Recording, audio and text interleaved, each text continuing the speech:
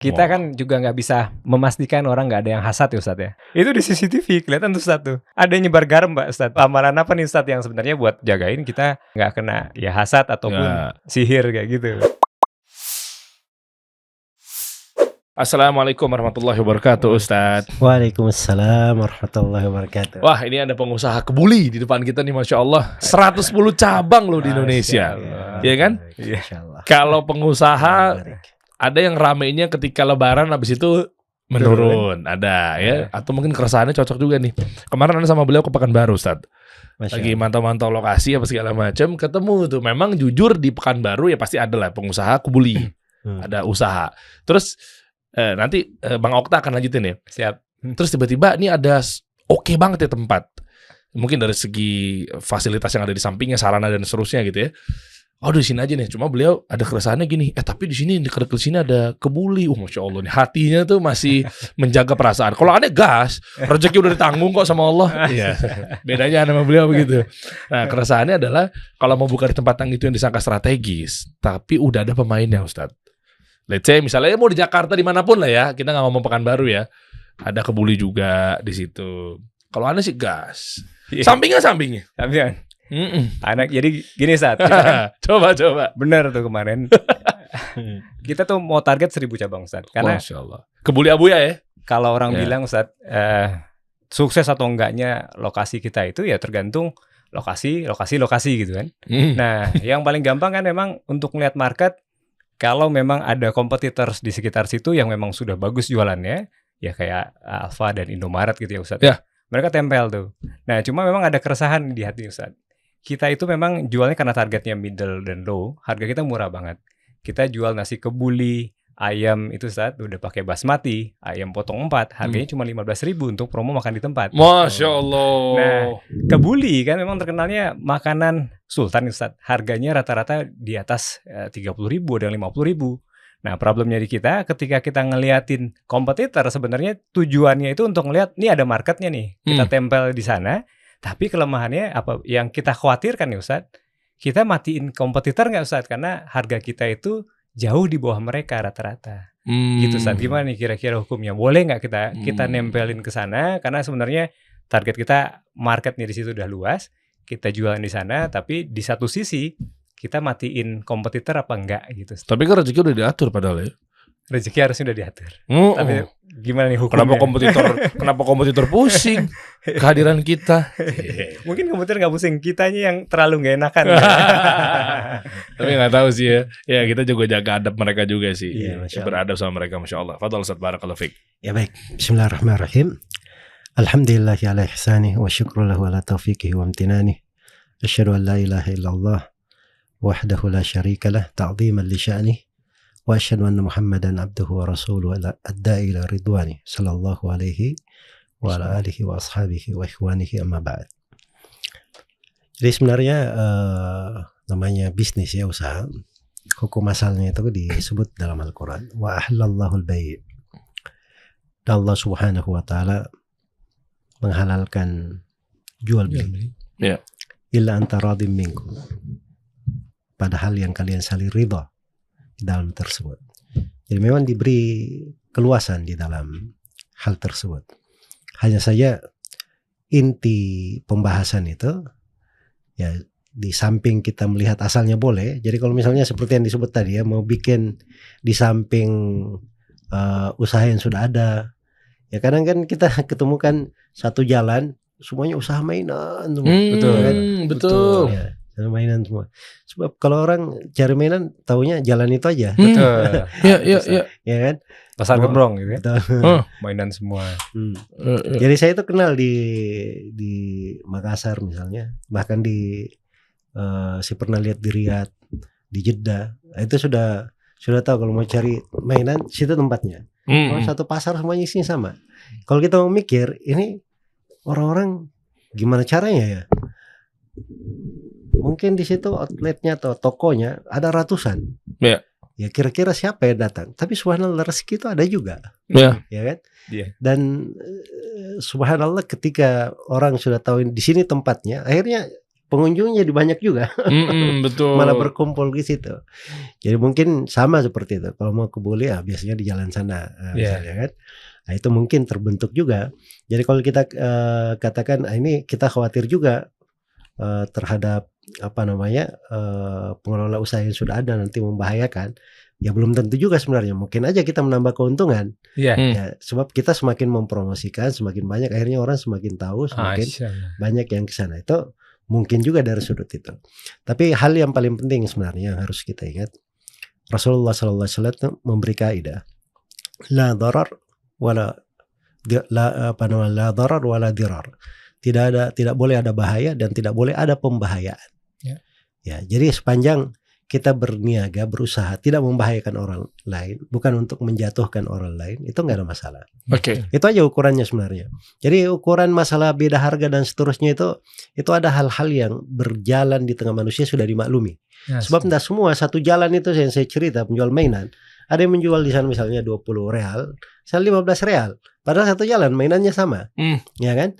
Ya, dan itu dari kepandaian saja. Ada yang jual misalnya satu jalan di situ dia jual grosir, ada yang jual pecahan secara eceran. Kan beda harga juga kan. Saya kadang masuk nawar, ini harga grosirnya berapa, harga ecerannya berapa. Tanya toko lain. Saya minta dengan harga grosir, saya kadang diberi di tempat ecerannya. Padahal saya cuma beli satu doang. Jadi maksudnya itu hal-hal yang seperti itu, ada hal yang lumrah biasa berjalan di tengah manusia, itu nggak ada masalah. Kita ikut di situ, tapi jangan kita membahayakan orang lain. Jangan menjatuhkan orang lain. Itu aja ukurannya. Jadi pada prinsipnya boleh Ustaz ya. Boleh. Balik lagi ya, innamal ma'lu binniat ya. Niatnya. Insyaallah sih kita nggak untuk menghancurkan si niat Ustaz. Jadi berarti tempat yang itu aja insyaallah ya. Sebelahnya kosong tuh kemarin. Udah gas. Udah banyak. Oke. Lanjut. Mau nanya apa lagi? Kayaknya laporannya banyak banget di sini nih. Sampai pengakuan dosa apa bagaimana nih?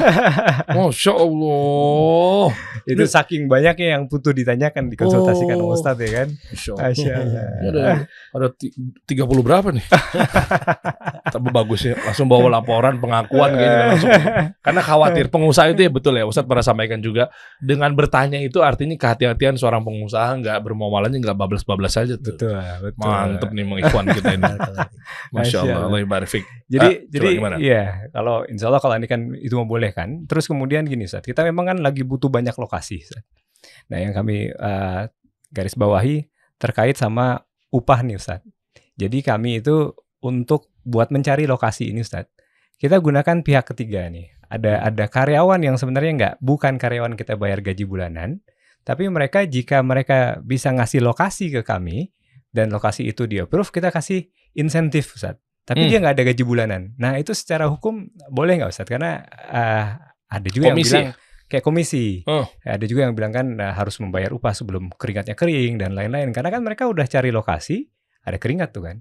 Tapi kalau andaikan misalnya dia nggak dapat lokasi, ya dia nggak dapat. Tapi kalau andaikan dia dapat lokasi, ya kita bayar. Iya benar. Jadi dia kalau sebulan terus nggak menghasilkan, keringetan apa segala macam, memang mungkin udah ikhtiar tapi belum rezeki.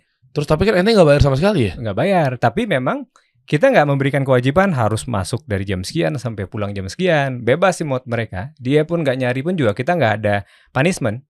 Tapi kalau andaikan ada, jadi kita banyak nih Ustaz yang store lokasi ini bagus nih buat Abuya. Oke, kalau andaikan cocok, mitranya cocok, kita buka, kita kasih insentif. Itu juga kemarin kami sampai iklankan di sosial media. Barang siapa yang bisa ngasih lokasi untuk kita, kami butuh banyak lokasi nih.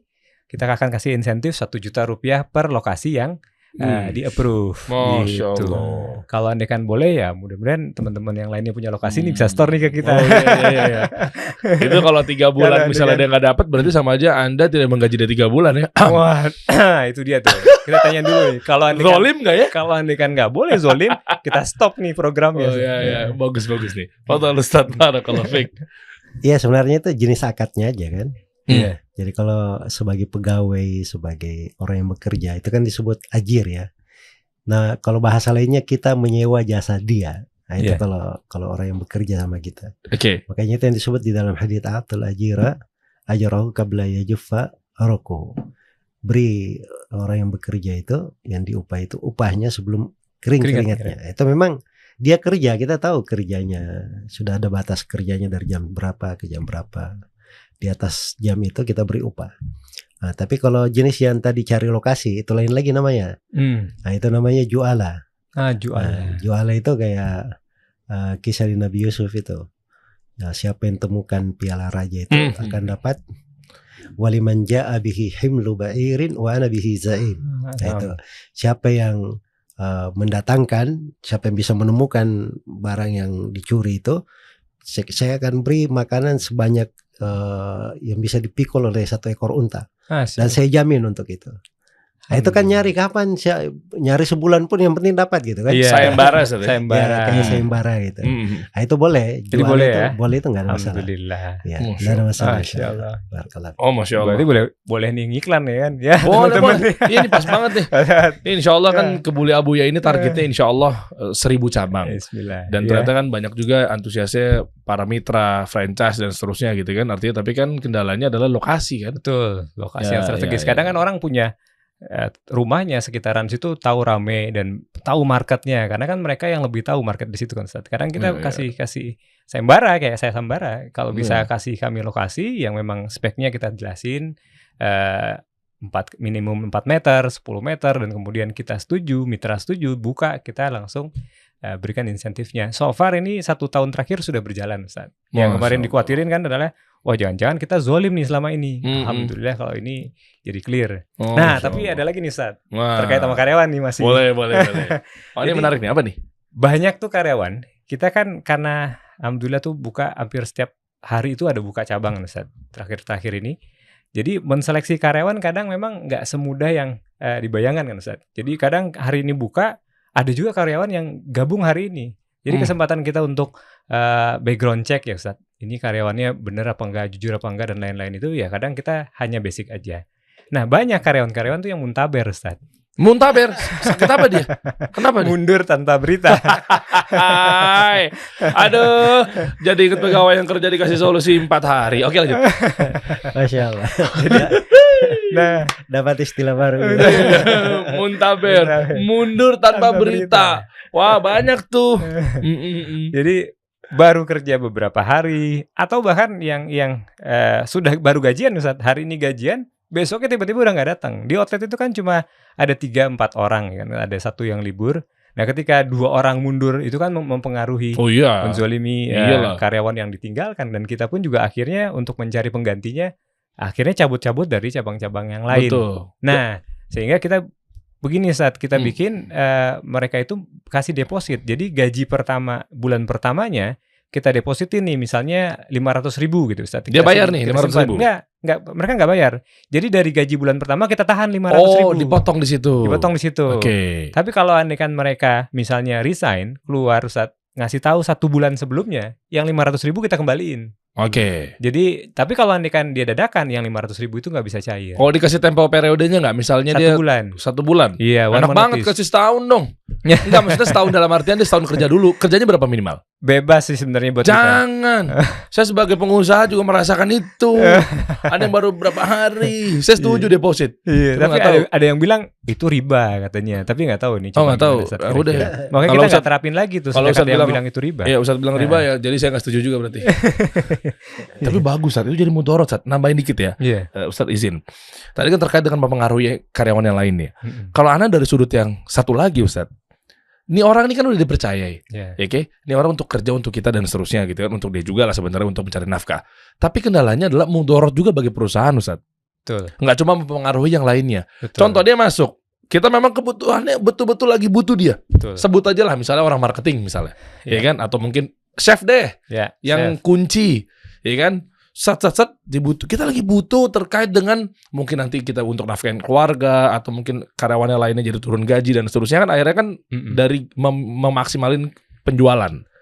Dia tiba-tiba baru 3 hari, seminggu, 5 hari, macam-macam lah keluar. Iya. Lah terus yang masak siapa? Iya. Cabang-cabang baru lagi. Betul. Anda udah daftar, datang ngemis-ngemis Anda. Giliran berapa hari gak nyaman, Anda tinggalkan dan campakkan kami. Ini mewakili, maaf Ustaz, mewakili kaum pengusaha Ustaz. Itu kembali jadi mudarat Ustaz buat kita, perusahaan dan seterusnya. Fatwa silakan Ustaz. Takut nih, gue juga takut lagi. Bagus tuh tapi idenya tuh. Fadol, Jadi Ustaz, barakallahu memang apa namanya, akad kerja itu penting. Ya. Akad kerja itu penting. Jadi ketika ada kerja itu kan harus jelas ininya, akadnya, waktunya dan seterusnya. Makanya Nabi itu juga kadang memberi contoh-contoh itu jelas ya. Seperti beliau kasih pendekatan ya ketika diberi contoh perbandingan antara umat-umat. Jadi bagaimana keutamaan umat Islam itu dibandingkan dengan orang Yahudi dan orang Nasara. Itu bagikan seorang yang menggaji para pekerja. Di kesempatan yang pertama dikatakan siapa yang bekerja dari pagi sampai siang maka dia akan dapat upah 1 qirat.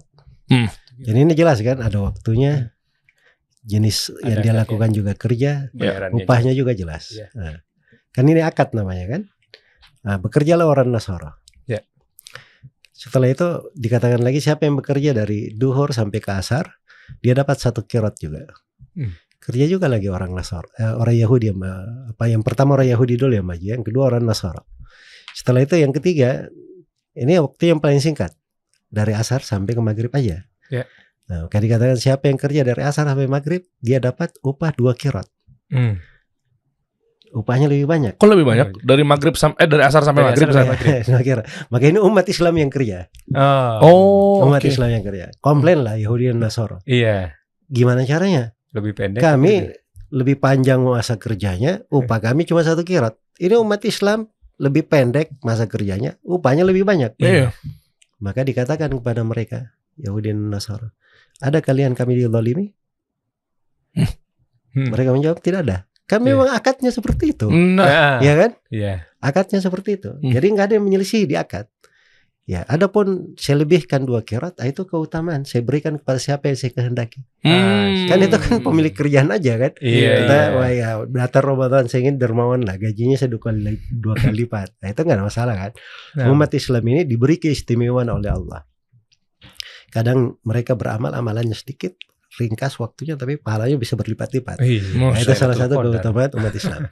Ya maksudnya dari kisah ini, Nabi itu kadang memberi contoh, percontohan itu jelas semuanya. Jadi akad itu seperti itu. Makanya ketika terjadi akad, kita diwajibkan untuk memenuhinya. Ya ayyuhalladzina amanu aufu bil uqud.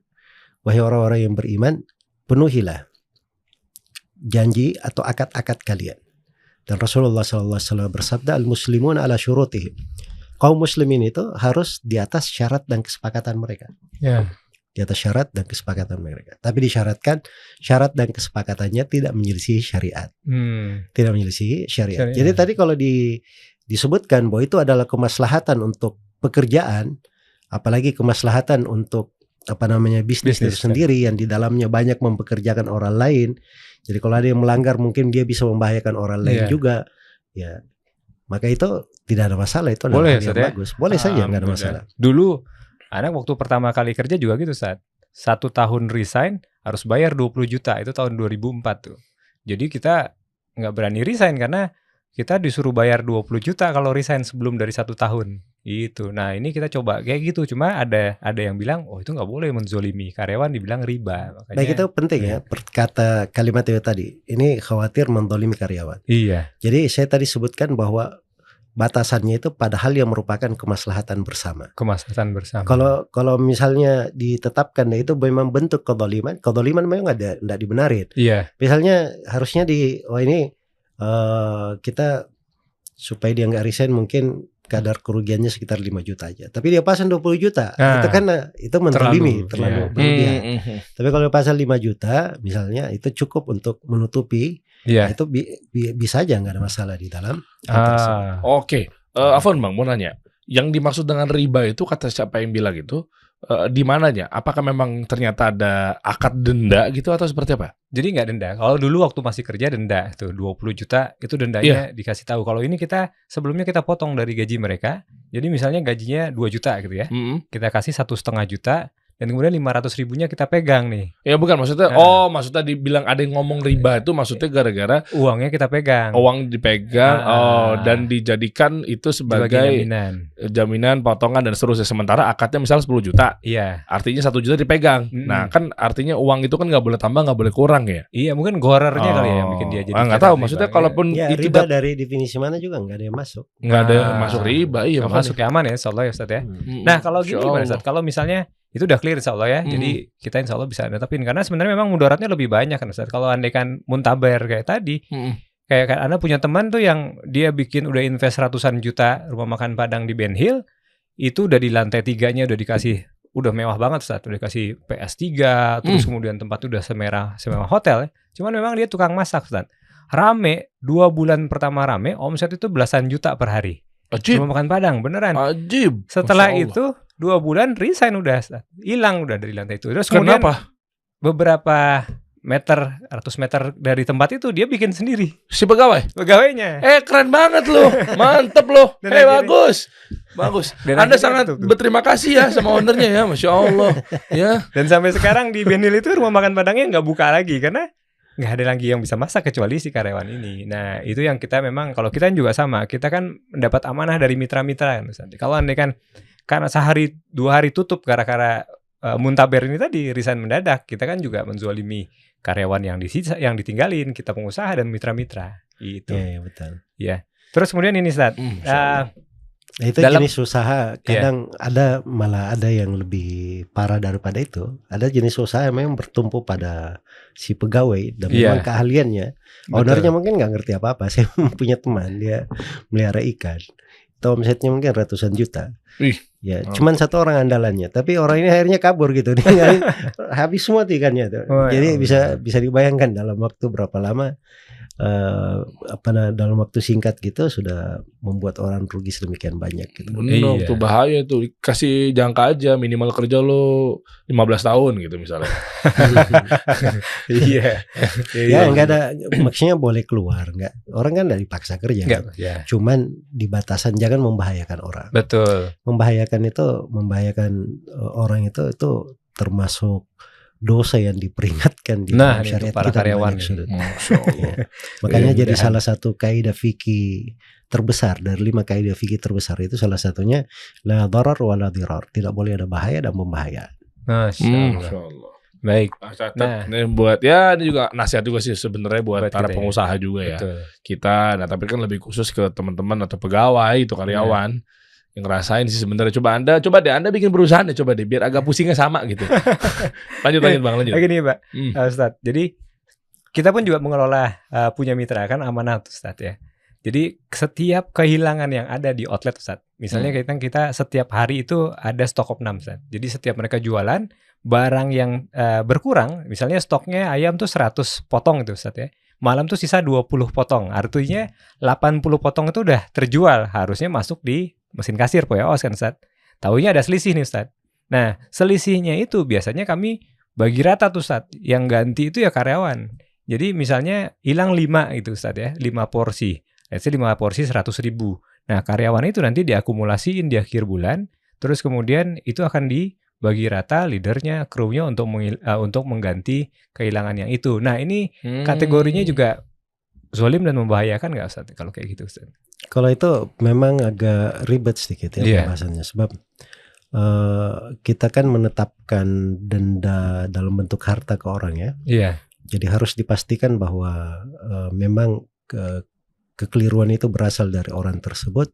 Kemudian kekeliruan itu sifatnya memang keteledoran yang harus ditanggung. Iya. Sebab memang ada jenis dari kekeliruan itu bukan dari tanggungan Si karyawan. si karyawan. Misalnya terjadi lumrah, Benar. gempa misalnya hilang gitu kan. Iya. Atau tiba-tiba misalnya terjadi kehilangan yang memang lumrah gitu kan. Mm-mm. Itu kan tidak bisa kita tanggungan ke orang. Betul. Jadi saya pikir di situ diatur di manajemennya aja. Iya. Bagaimana diatur pengaturan yang bagus untuk menjaga itu kan penting kan, Iya. supaya itu jangan sampai ada harta yang Iya.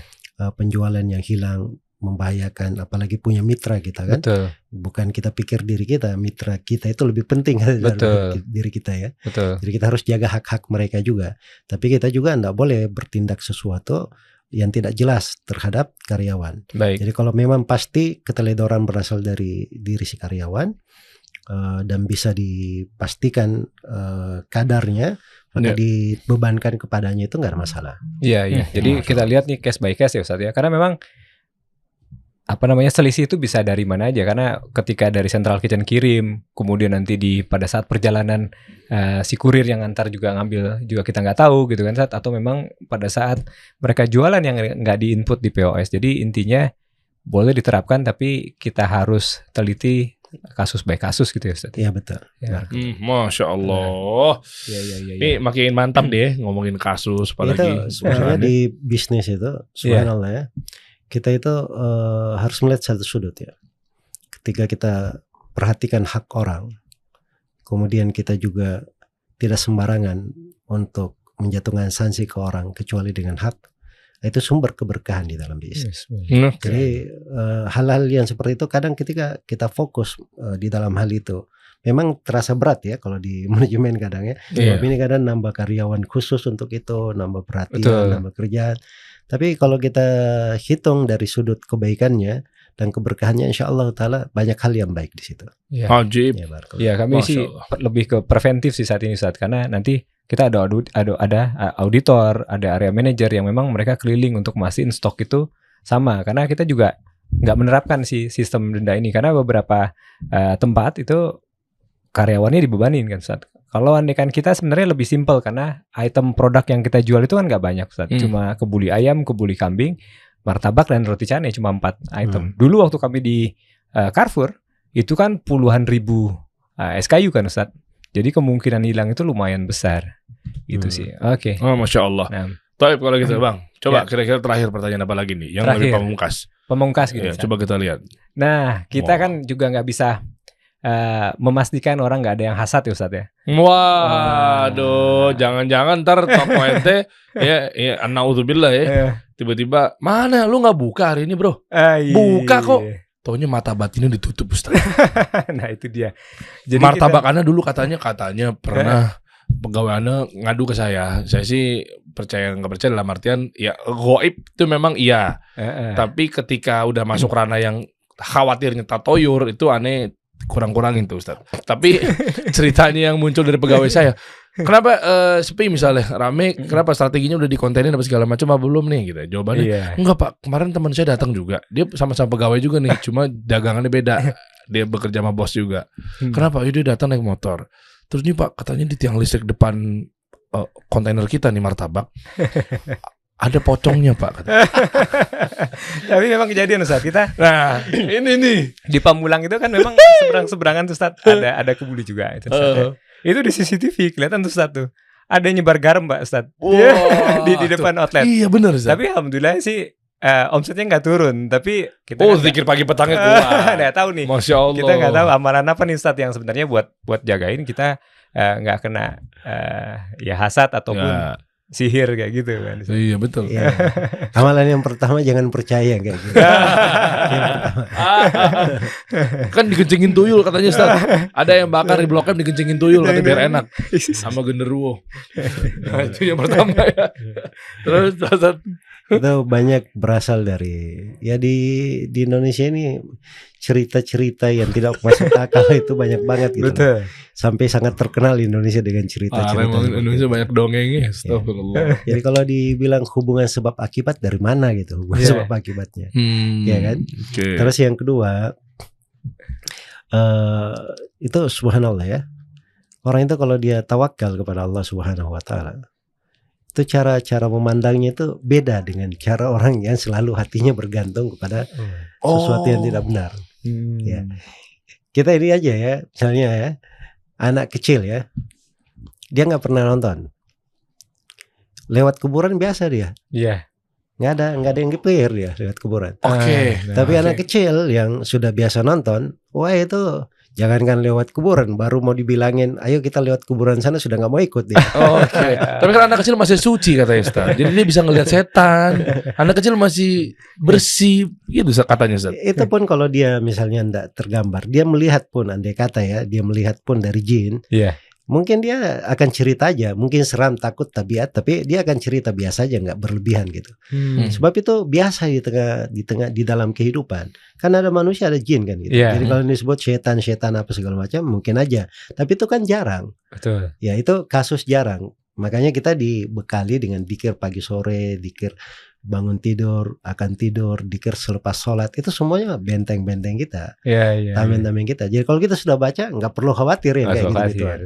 Jadi pas karyawan ngasih tahu, ini Pak ada video nih yang nyebarin Iya. sesuatu nih, kayaknya garam kasar Betul. nih kan? Anda pernah tanah rambut? kuburan. Rambut Di CCTV kan? Iya. Ngeluarin rambut dari kantong ngejatoin. Waktu anak jualan sate taichan dulu. Yang dulu kan nggak tahu kalau hijrah taunya belajar agama, taunya bolehnya dagang pinggir jalan saat dulu taunya begitu. Dagang dari CCTV kelihatan.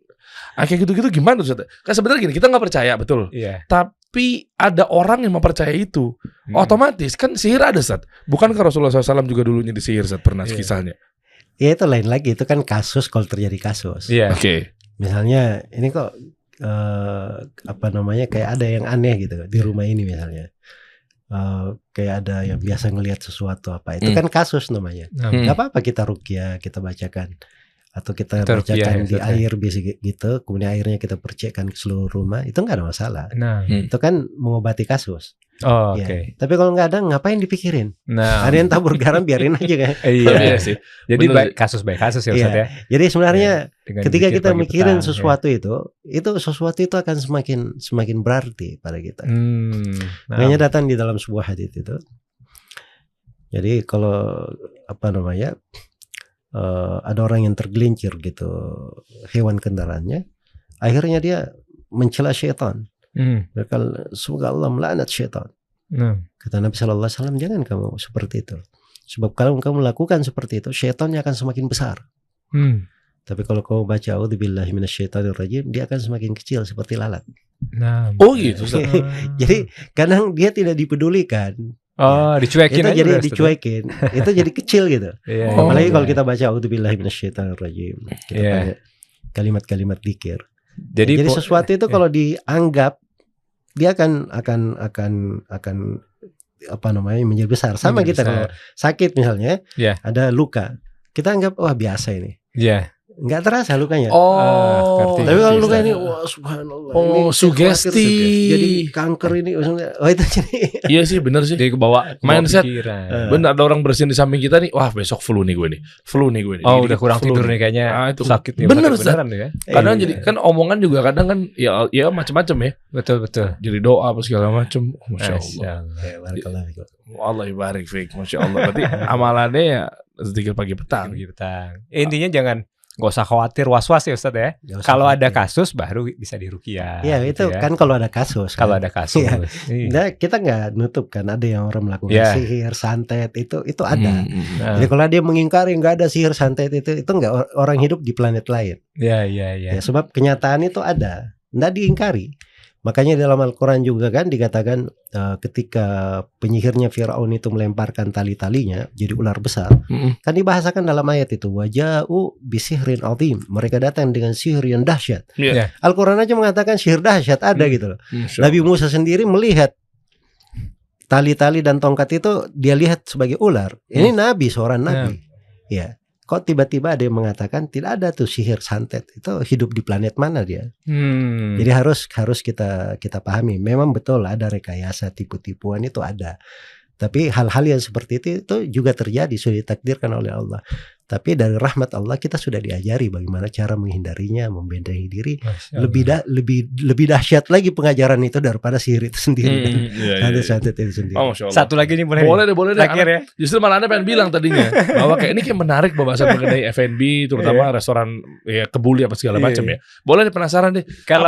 Kalau dilihat dari sini masih banyak sebenarnya Ustaz. Tapi Iya. udah ini tutup, udah waktunya. Intinya gini Ustaz, kita itu kan memang untuk pengembangan outlet ini, kita membuka ada peluang kerjasama dengan kemitraan perorangan ataupun juga dari dana asing gitu kan Ustaz. Nah kadang juga perorangan ini pun juga ada yang non muslim kan Ustaz. Banyak nih sekarang beberapa mitra kami pun juga yang non muslim, atau supplier kita pun juga kadang kita non muslim tapi kita memang membatasi nih untuk supplier karena memastikan ayam kita ini kita sudah disertifikasi halal dari suppliernya. Tapi yang mitra ini nih Ustaz nih non muslim, mereka gabung di kemitraan Kebuli Abuya, atau bahkan kemarin beberapa waktu terakhir ada dana asing nih mau masuk nih Ustaz.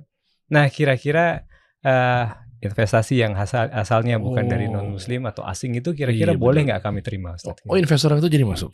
Nah bismillah insyaallah. Ini Emang makanya iya? tanya dulu kalau boleh mau Ustaz. Oh, nilai berapa? Jadi dapat saham berapa? Equity terdelusi aja. Delusi berapa ya? Kita ngobrol ya. Kita ngobrol. Oh jadi ya Masya Allah. Masya Allah. Oke. Gimana tuh? Ya kan Ustaz? saya sudah sebut tadi kaidahnya, asalnya di dalam muamalah transaksi itu asalnya boleh, mubah. Mubah ya Ustaz. Dan Nabi dan para sahabat juga bertransaksi dengan orang-orang Yahudi di Medina ya. Kemudian datang dari berbagai penjuru negeri barang-barang ke kota Medina. Masya Allah. Padahal barang-barang tersebut ada yang berasal dari non-muslim. Ya dimaklumi ya, masuk ke kota Medina. Jadi Baik. itu memang adalah hal yang diperbolehkan. Jadi kalau misalnya masuk dana asing misalnya, Iya. itu nggak ada masalah. Yang penting sesuai dengan peraturan negara. Kemudian yang kedua, tidak ada pelanggaran syariat di dalamnya. Kemudian yang ketiga, dia tidak membawa bahaya untuk kita. Baik. Ya, tidak membawa bahaya untuk bisnis kita sendiri atau membawa bahaya untuk kita sebagai sebuah negara. Itu aja. Ya. Ya, barakallah. Ya karena Aman. banyak stigmanya kan kita tampilannya namanya juga udah Abuya, yang kita juga banyak pasang hadis-hadis dibilang ini eksklusif nggak sih nih buat untuk umat Islam doang gitu kan. Investor-investor lain boleh masuk nggak? Kita non muslim nih. Ada yang nanya sampai DM kayak gitu. Kita pengen minat untuk bergabung dengan Kebuli Abuya, tapi saya non muslim, kira-kira boleh apa enggak? Ya alhamdulillah insyaallah boleh ya. Kita juga Alhamdulillah. so far sih kita memang kita buka sih. Udah untuk meetingin mereka. aja langsung temuin. Aneh maju deh. Tapi Siap. pertanyaannya terakhir malah gantian nih. Aneh mau nanya mantum nih. Bang. Insyaallah. Ya, Antum berasnya pakai basmati kan? basmati. Basmati oke. Artinya mungkin ada supplier atau mungkin distributor atau mungkin importir ya. Betul. Langsung dari India. negara lain. Iya. Dari mana? India, Oh. Pakistan. Oh, Masya Allah.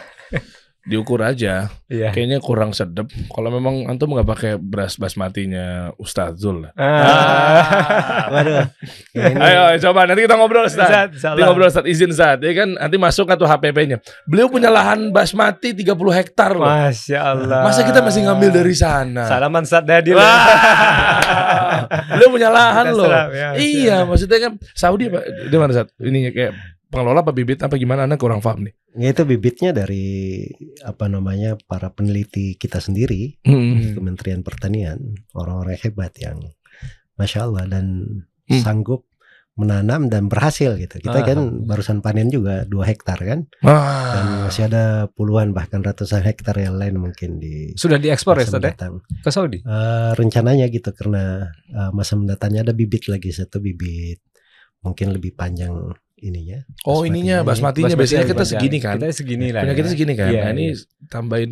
Kalau di Timur Tengah itu dia lebih panjang, lebih disenangin. Dan Iya, hasilnya iya. kelasnya lebih tinggi. Betul, betul. Seratnya lebih tinggi, gulanya lebih rendah itu Ustaz. Ya betul, itu kan lebih sehat sebenarnya. Lebih sehat banget. insyaallah. Oh udah ganti-ganti. Kita bikin yang premium ya, ekstra ya. Iya Kemudian. benar. Jadi kalau saya itu Gimana? Yang Ustadz gimana Ustadz? Sebenarnya kan kita ada yayasan wakaf ya, namanya Isalam. Kita juga bermitra dengan pemerintah, bermitra malah dengan pihak-pihak keamanan di negeri kita ini. Masya Allah. Dan juga kita bermitra dengan TNI Angkatan Darat. Kita ingin mendukung seluruh pegiat dakwah dari Sabang sampai Merauke, Masya Allah. khususnya di sektor pendidikan dan pondok pesantren. Sebab mencetak orang-orang itu kan lebih yang paling diperlukan untuk di setiap negeri. Nah, jadi kegiatan-kegiatan itu memang kita juga ada sudut lain yang kita perhatikan ya, misalnya dari sudut membangun kekuatan produksi. Kemudian dari sudut orangnya bisa berproduksi dengan baik. Demikian pula kita juga membangun negeri kita, berusaha untuk membuka lapangan kerja sebanyak-banyaknya. Masya Allah. Kita tingkatkan lah dari devisa negara kita masuk dari hal tersebut. Jadi kalau kita tambah lahan-lahan misalnya, oh iya bantu artinya negara, bisa. iya betul. Kembali juga kan. Betul Iya, sih, betul. bener buat negara. Iya. Jadi itu sebenarnya satu contoh instrumen beras basmati itu. Cuman ini masalahnya Diri ini nanya mendadak ini, kita nggak mau. Loh kan Anda pengen tahu, artinya iya memang benar gak ada janjian ya. Tapi ini Anda buka dikit ya nanti ya. Kan Antum berapa? Kira-kira berapa puluh ton tuh? Ya 40-50 ton saat ini. 40 alhamdulillah Kebuli Abuya ini sampai 50 ton saat Iya, ini iya, per insya bulan Allah. loh saat. Per bulan. Nah artinya kan kalau memang misalkan dari kita untuk kebutuhan basmatinya misalnya ngambil sama Ustadz gitu dalam artian sama tim dan lain-lainnya, yang lahannya pun juga di negara kita dan seterusnya kan. Iya. Nah produksinya di sini, ya kan ini buat pengusaha yang lainnya yang mungkin import saat ini gitu Iya. ya dan lain sebagainya. Artinya kan lahannya kan lahan di negara sana. Negara sana. Kalau ngomongin importir ya. Iya. Nah, kalau sekarang kan kalau memang misalnya ngambil dari lahannya Ustadz di daerah mana Ustadz? Afwan, Ustadz? Maksudnya di Indonesia? Kita berada di mana-mana lahannya. Banyak. Cuman sekarang ini yang sudah berjalan, kita ada Di Makassar, kerjasama dengan teman-teman kita di Sidrap. Oh, Sidrap. Sidrap. Dan mereka iya. punya perusahaan pertanian di sana besar, alhamdulillah. Nah. Alhamdulillah. Nah, itu kan jadi Ntar kapan-kapan kita main ya. main. Iya. Insya Allah. Kita coba. Tapi kalau kita mau Kita menuju masak langsung di sini. 1000 cabang kan. Jangan. Berapa hektar tuh kita bisa support negara kita nih, Masya Allah. Jadi saya ini pekerjaan asalnya dan saya memang hidup untuk itu, insya Allah. Itu pekerjaannya mengajar. Masya Allah. Ya, cuman mengajar dan berdakwah. Cuman kan kita perlu mandiri juga kan. Iya, Iya, betul. iya. Untuk Setuju. kemandirian itu saya punya pekerjaan sampingan. Hmm. Ya pekerjaan sambilannya ini nyambung kabel itu. Nyambung kabel. Kabel ya. Jadi sebenarnya saya harus datangkan timnya yang bicara. Iya. Jadi saya kan cuma nyambung kabel aja. Nyambung kabel. Masya Allah. Ustadz tawadhu ini. Masya Allah. Nanti kalau memang ada Bahasanya. harusnya kita munculin saat di layar tuh gambar-gambar ya. Iya. Nanti next time Ustaz. Kita Iya. datang ke situ. Insya Allah kita serap ya. Langsung. Iya. Langsung diangkut aja udah, kita petik aja langsung. Langsung ya. Syukran Bang ya. Sekedar.